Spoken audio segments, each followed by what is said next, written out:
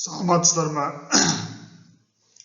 Металлургия білім беру бағдарламасының студенттеріне арналған болат өндірісінің теориясы технологиясы бойынша 12-ші дәріс. Болатты құюдың ерекшеліктері. Дәріс беруші Әбдіршит Асылбекмұханұлы. Дәріс жоспары: болатты үздіксіз құю қондырғысының шөмішке құю артықшылығы, болатты үздіксіз құю қондырғысында дайындама алу технологиясы, келесі болатты үздіксіз құю машинасының негізгі тетіктері, келесі болатты үздіксіз құю қондырғысының негізгі түрлері, келесі болатты үздіксіз құюдың тенденциясы және проблемалары. Болатты үздіксіз құюдың шөмішке құюдың артықшылықтары.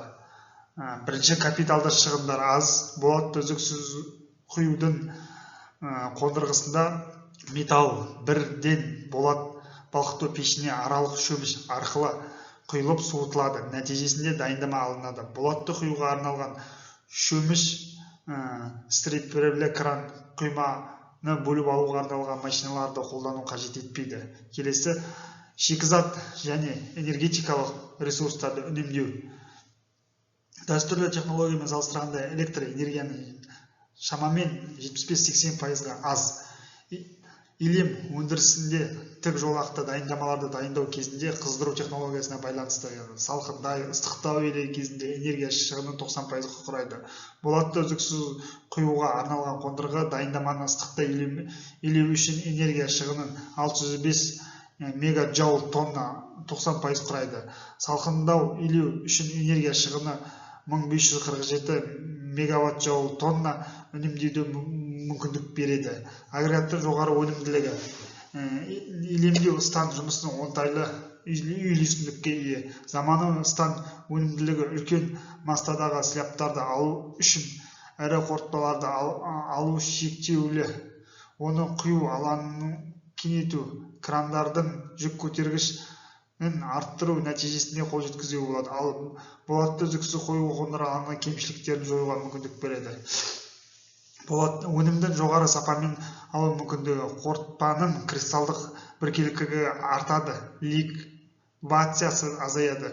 Болатты үздіксіз құюға арналған қорытпада ликвация аз болады. Оның қорытпаның құрылымы біркелкі болады. Болатты механикалық қасиеттері шөмішке құйылған болатпен салыстырғанда жоғары болады.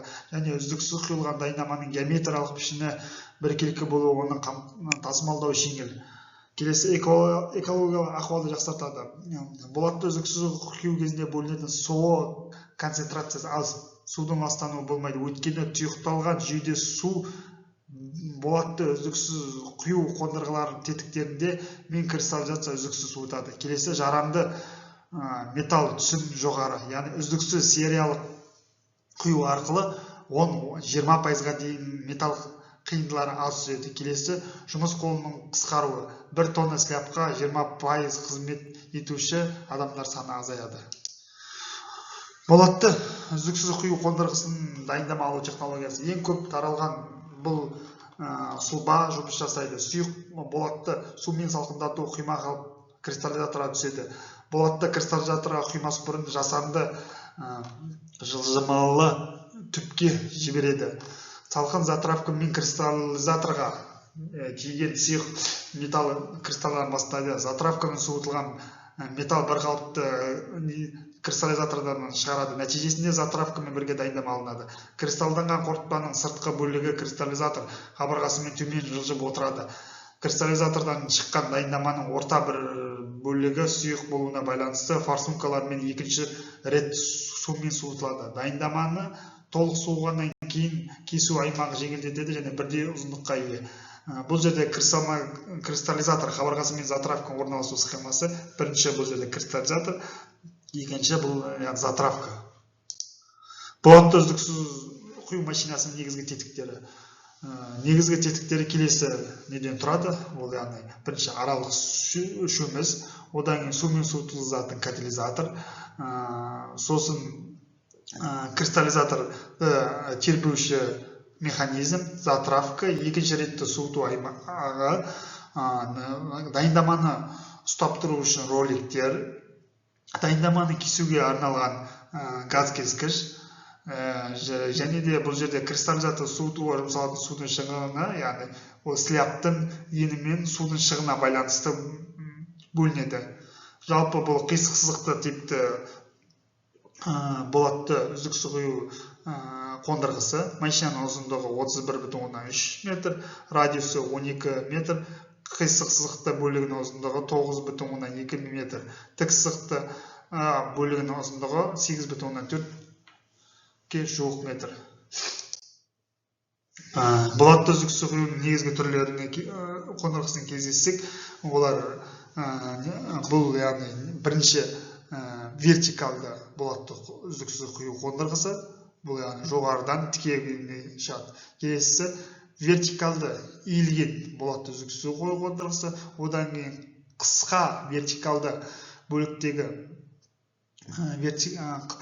вертикалды кристаллизаторы бар, және белгілі бір радиуста иілген болатты үздіксіз құю қондырғысы. Келесі радиалды түрдегі болатты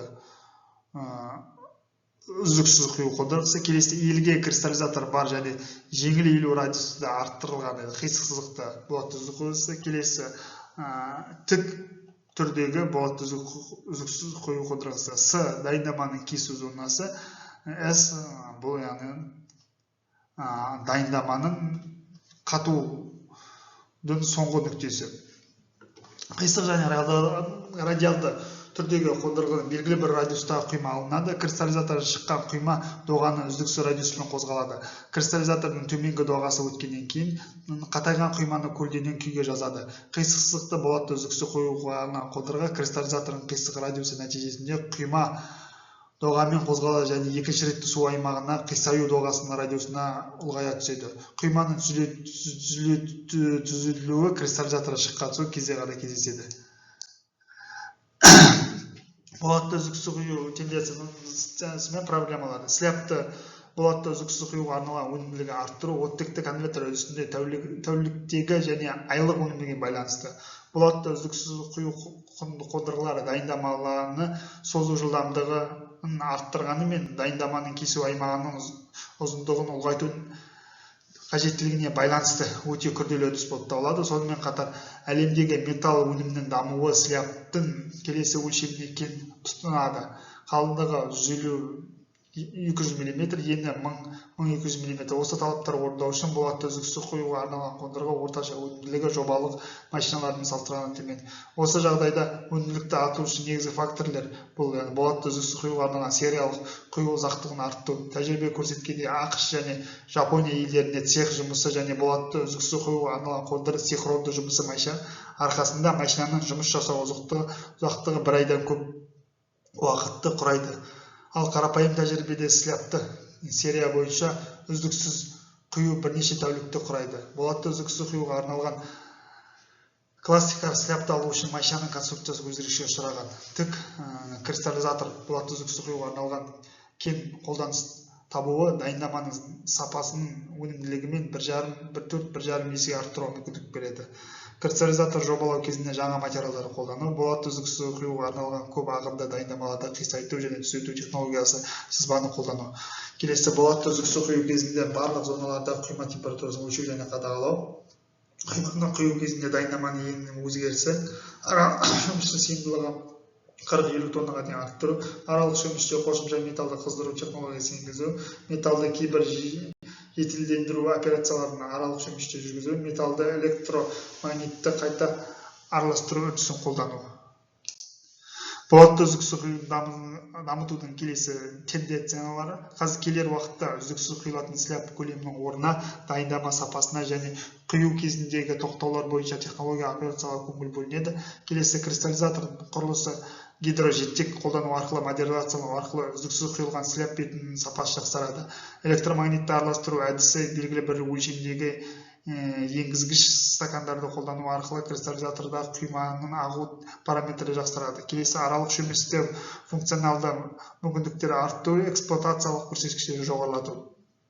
Дайындаманы еу және жазу кезінде прогрессивті көп арналы жүйені қолдану арқылы дайындаманы ішкі ақаулар жуады. Жұмсақ елемдеуді қолдану арқылы дайындамада осьтік кеуіктілік ликвидацияны азайту. Келесі жіңішке слябты үздіксіз құю концепциясын дамыту арқылы ыстық күйдегі оңай өңдеу мүмкіндігі және тағы басқа.